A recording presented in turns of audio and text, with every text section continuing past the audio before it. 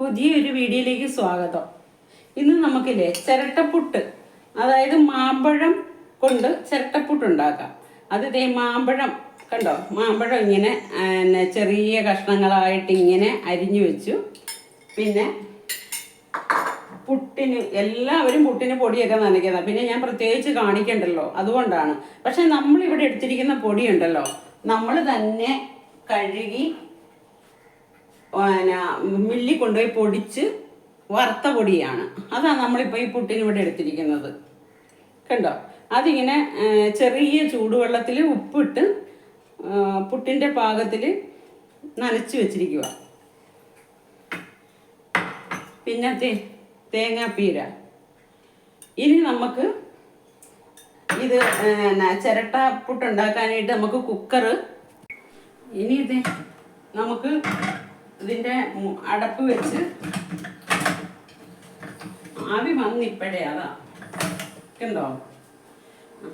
എന്നിട്ട് നമുക്ക് ചിരട്ടപ്പുട്ട് ഉണ്ടാക്കാനേ ചിരട്ട അതിൻ്റെ പുറത്തെ തൊലി ഇതെല്ലാം ചിരണ്ടി കളഞ്ഞിട്ട് കഴുകി വൃത്തിയാക്കിയിട്ട് നമ്മുടെ പുട്ടുണ്ടാക്കുമ്പം ഇടുന്ന ചില്ലില്ലേ, ആ ചില്ല് അതിലിട്ടിട്ട് നമുക്ക്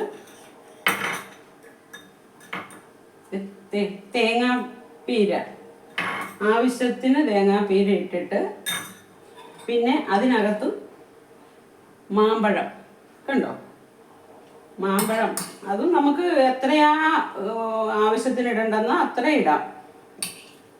കുറച്ച് കൂടുതൽ ഞാൻ ഇടുന്നുണ്ട്, വേറെ പഴമൊന്നും ഉപയോഗിക്കുന്നില്ലല്ലോ അതുകൊണ്ട്. എന്നിട്ട് അരിപ്പൊടി കണ്ടോ, അരിപ്പൊടി ആവശ്യത്തിന് ഇതിനകത്ത് എത്രയാണോ വേണ്ടത്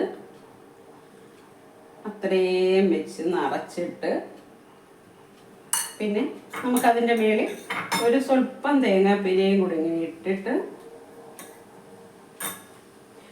കുക്കറിൽ ആവി വന്നിരിക്കുക കണ്ടോ, അവിടെ ഇട്ട്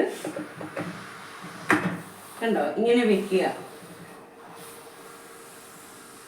ഇങ്ങനെ വെച്ചിട്ട് നമുക്കൊരു പാത്രം കൊണ്ട് മൂടി വെക്കുക. ഇനി പുട്ട് റെഡിയായി. അപ്പം നമുക്ക് ആവി പറക്കുന്ന മാമ്പഴപ്പുട്ട് കണ്ടോ, ചില്ലെടുക്കാം കണ്ടോ, ആവി പറക്കുന്ന നമ്മുടെ മാമ്പഴപ്പുട്ട് റെഡി. ഇത് കണ്ടോ, നല്ല സോഫ്റ്റ്, നല്ല ടേസ്റ്റ്. നമുക്ക് പഴം ഒന്നും ഉപയോഗിക്കാതെ ഈ മാമ്പഴം കൂട്ടി പുട്ടുണ്ടാക്കിയിട്ടുണ്ടോ, നല്ല ടേസ്റ്റാണ്. ഒന്നുണ്ടാക്കി നോക്കണേ. എല്ലാവരും മാമ്പഴമൊക്കെ വീട്ടിലുണ്ടാവുമ്പം ഇങ്ങനെ മാമ്പഴമായിട്ടും ചക്കയായിട്ടും ഒക്കെ ഇങ്ങനെ പുട്ടുണ്ടാക്കി നോക്കണം. ഇനി നമുക്കടുത്ത ചക്കപ്പുട്ടുണ്ടാക്കാം.